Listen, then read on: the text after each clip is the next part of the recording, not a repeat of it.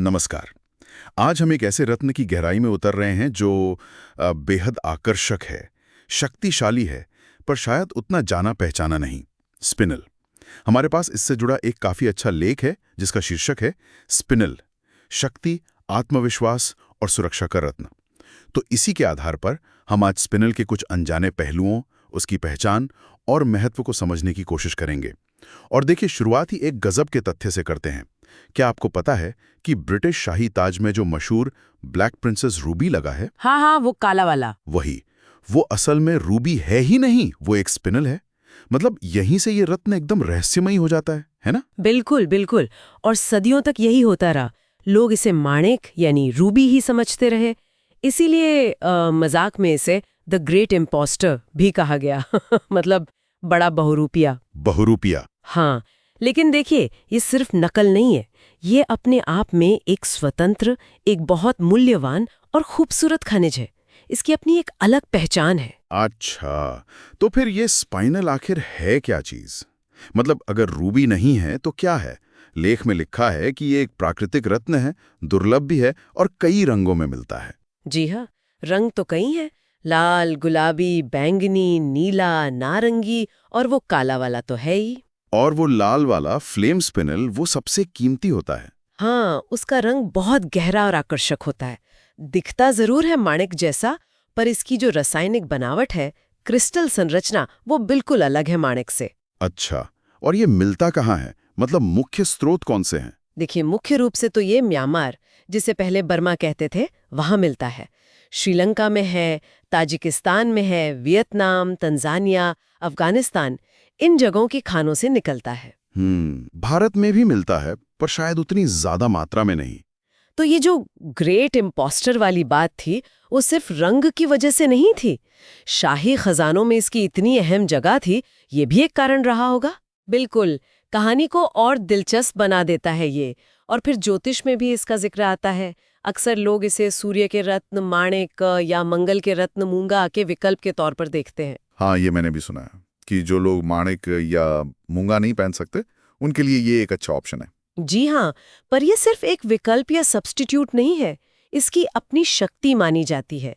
लेख के अनुसार ये पहनने वाले में आत्मबल बढ़ाता है, साहस देता है, जीवन शक्ति यानी वाइटैलिटी और लीडरशिप क्वालिटीज को भी उभारता है। अच्छा, किन राशियों के लिए खास तौर पर? ज्योतिषीय नजरिए से देखें तो सिंह राशि, मेष, वृश्चिक, इनके लिए विशेष लाभकारी बताया गया है।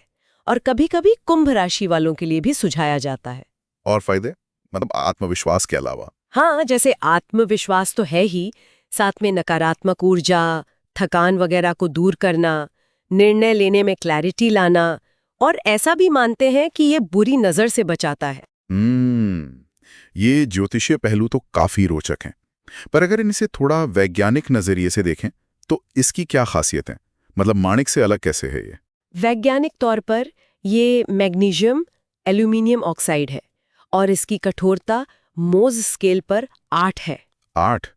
ये तो काफी मजबूत हुआ। हाँ बिल्कुल, मतलब रोजमर्रा पहनने के लिए काफी टिकाऊ है। माणिक या नीलम जितने ही मजबूत रत्नों में आता है ये।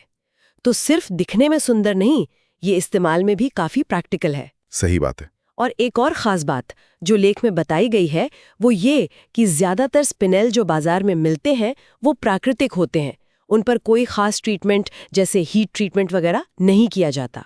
आजकल रत्न बाजार में ये चीज थोड़ी दुर्लभ होती जा रही है। अरे वाह, बिना ट्रीटमेंट वाला रत्न, ये तो वाकई खास बात है। अच्छा, और आध्यात्मिक पहलू क्या कहता है इसके बारे में? मतलब चक्र वगैरह से कोई जुड़ाव? हाँ, आध्यात्मिक रूप से इसे 2 मुख्य ऊर्जा केंद्रों यानी चक्रों से जोड़ा जाता है।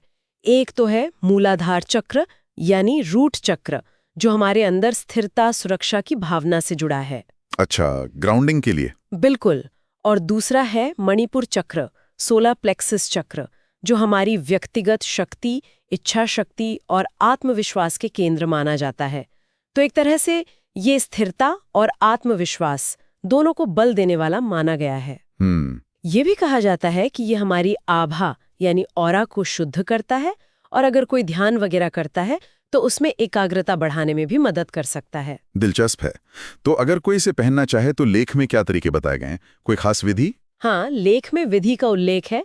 जैसे इसे तांबा, चांदी या सोने की अंगूठी में पहनने की सलाह दी गई है। उंगली या तो अनामिका यानी रिंग फिंगर या फिर मध्यमा मिडिल फिंगर। और दिन रविवार या मंगलवार हो सकता है, क्योंकि ये सूर्य और मंगल से जुड़ा है। और हाँ, संबंधित ग्रह के मंत्र जाप के साथ इसे धारण करने को कहा गया है। एक पारंपरिक विधि का भी जिक्र है, पहनने से पहले दूध, गंगाजल और शहद के मिश्रण से इसे शुद्ध करना। अच्छा, लेकिन क्या कोई सावधानियां भी हैं? मतलब क्या इसे कोई भी पहन सकता है? नहीं, ये जानना जरूरी है। लेख में साफ तौर पर लिखा है कि जिनकी कुंडली में सूर्य या मंगल ग्रह पहले से ही बहुत ज्यादा शक्तिशाली हों या कह लें कि किसी तरह से पीड़ित हों, तो उन्हें बिना किसी अच्छे ज्योतिषी के सलाह के इसे नहीं पहनना चाहिए। ये ध्यान रखने वाली बात है। हाँ, और वृषभ, मीन और तुला राशि के लोगों को भी विशेष ध्यान देने या पहनने से पहले सलाह लेने को कहा गया है। देखिए, रत्न ज्योतिष काफी व्यक्तिगत चीज है, तो किसी जानकार से पूछ लेना हमेशा सबसे अच्छा रहता है। सही कहा। और सबसे जरूरी सवाल, असली स्पिनिल की पहचान कैसे करें? बाजार में तो नकली भी बहुत मिलते होंगे। बिल्कुल, ये एक बड़ी चिंता रहती है। लेख के मुताबिक असली स्पिनेल में एक खास तरह की गहराई और स्वाभाविक चमक होती है। जो सिंथेटिक या नकली रत्न होते हैं वो अक्सर जरूरत से ज्यादा साफ, एकदम शीशे जैसे परफेक्ट दिखते हैं। अच्छा। असली रत्न में कभी-कभी बहुत बारीक प्राकृतिक चिन्ह या रेशे, जिन्हें इंक्लूजन्स कहते हैं, वो भी हो सकते हैं, और ये असल में उसकी प्रामाणिकता की निशानी होते हैं। पर सबसे सुरक्षित तरीका तो यही है कि किसी भरोसेमंद लैब जैसे IGI या GIA का सर्टिफिकेट देकर ही खरीदें। सर्टिफिकेट जरूरी है। अच्छा, इसे सिर्फ अंगूठी में पहना जाता है या और भी तरीके हैं? नहीं, इसे लॉकेट के रूप में, ब्रेसलेट में या माला के रूप में भी पहना जा सकता है। कुछ लोग ऐसा भी मानते हैं कि इसे अगर आप अपने काम करने की जगह पर रखें, डेस्क पर वगैरह, तो वहां सकारात्मक माहौल बनता है और फोकस बढ़ता है। ओह, ये भी एक तरीका है। हाँ, लेख में विद्यार्थियों, कलाकारों, नेताओं, इनके लिए भी इसे फायदेमंद बताया गया है, क्योंकि ये शायद स्पष्ट सोच और कर्मठता को बढ़ावा देता है। कुल मिलाकर, जैसा कि इस लेख से हमें पता चला, स्पिनिल सिर्फ एक सुंदर दिखने वाला पत्थर ही नहीं है।